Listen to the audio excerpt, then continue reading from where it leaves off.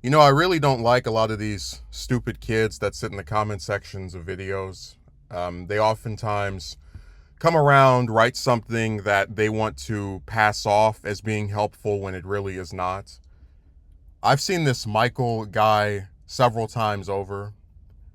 He came on my video and he writes, "Hey Justin, with the suicide comments, if you need help, I would reach out to a hotline. While life appears burdensome for you now, I promise you that it can change. All it takes is a single moment to have your luck change." What's really funny about this is that I used to, during my original bout of depression, call a hotline. And it was while I was speaking with this is over 10 years ago, when I was speaking with one of the individuals, their little receptionist, whatever, that I was told, hey, we can't talk to you more than once. As part of our training, we can't give you any personal information.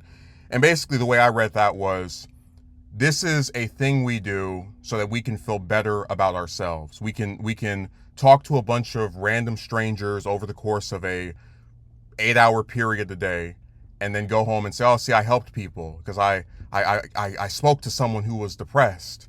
And if they are depressed again and want to speak to me again, well, that's too damn bad." So I said, look, this is not really a thing that is conducive to help for me. It's just a way for some individuals to feel better about who they are, right? They can just think that they've done something of significance. But that's why I find it so comedic that a lot of these people in comment sections really do act like, when they write their unsolicited advice, that they're typing something so profound. Like, you had Jem talking about move out of California. Like, wow, I never thought of doing that before he wrote that. So a lot of these guys just, they really think if they watch a video, they're going to say something that you've never heard of. And I've had people in real life, usually the same two or three females, that will tell me, "Oh, you should go talk to a therapist or a grief counselor." And I said, "Listen, what goddamn therapist or grief counselor, whatever other terminology they want to assign to themselves, is going to articulate to me why I should not be upset that one of the few people I ever loved is deceased?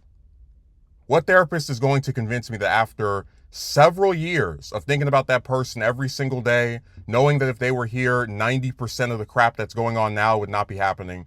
What therapist is going to make that no longer a thing that bothers me? What are they going to say that's going to magically cure the feelings I have had since then? What therapist is going to articulate why I should be excited to work at some place that barely gives me any hours while the cost of rent and housing increases?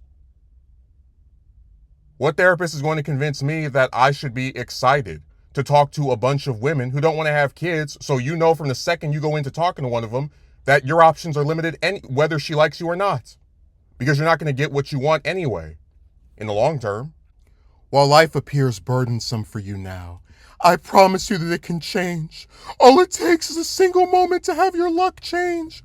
I agree that a single moment can change your luck. I was definitely not expecting to have my job go from giving me consistently about 3 shifts a week to one 5-hour or 4-hour shift once a week. And then before I quit, they were trying to make it once every 3 weeks. I was definitely not expecting, just a few days after this comment was written, ironically enough, for me to be driving to simply go and check on an ailing relative, and all of a sudden have some crazy, bat out of hell, insane, deranged dingbat slam into the back of my car and knock out my headlights, or taillights, I should say, and leave me for the last several days having to deal with an insurance company and all of their mumbo jumbo and other BS associated with not wanting to pay out anything. I agree that a single moment can make your luck change, just not for the better. But see, the part of this I want to kind of like go back to, and I talked about this in my Magic Woman video, because he's doing his own version at the Magic Moment, is that a lot of these people, when they propose this stuff, it's not really about helping the person that they're writing it to.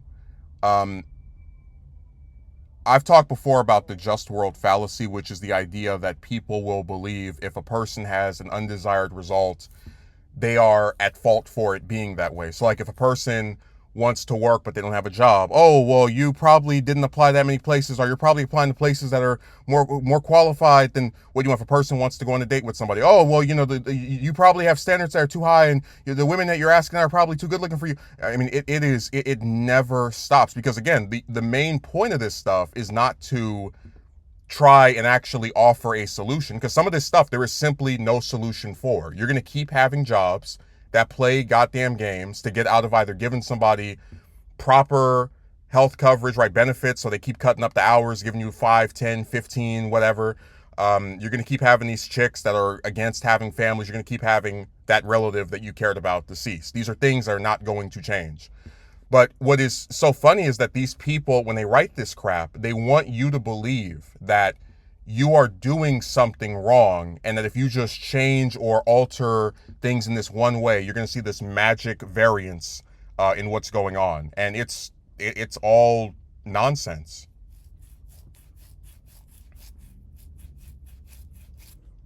It's all designed to make it appear as if they're saying something that they want to believe you've never heard of before, so that when you keep getting the result that you do, they can continue to blame you. But look, a long time ago, this gaslighting used to work. You know, I used to think, oh man, I must really not be an appealing candidate for these jobs. But then I went online and I saw how many other people have the exact same issue. I saw how many other people will quit a job because it's just simply not enough hours. They're barely using them.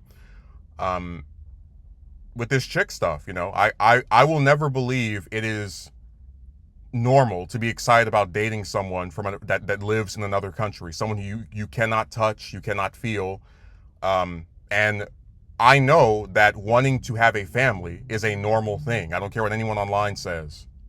I most certainly know it is not normal to drive 70 or 80 miles on a surface street and hit a car right in front of you, and then the person whose car gets hit has to deal with an insurance company wiggling around their fingers for 5, 6, 7, 8 days just to even get started with getting the vehicle fixed. But again, it's like, if people can't see where if your luck has been this, why you wouldn't be excited to live to your 50 or 60, then I don't know what else to tell you.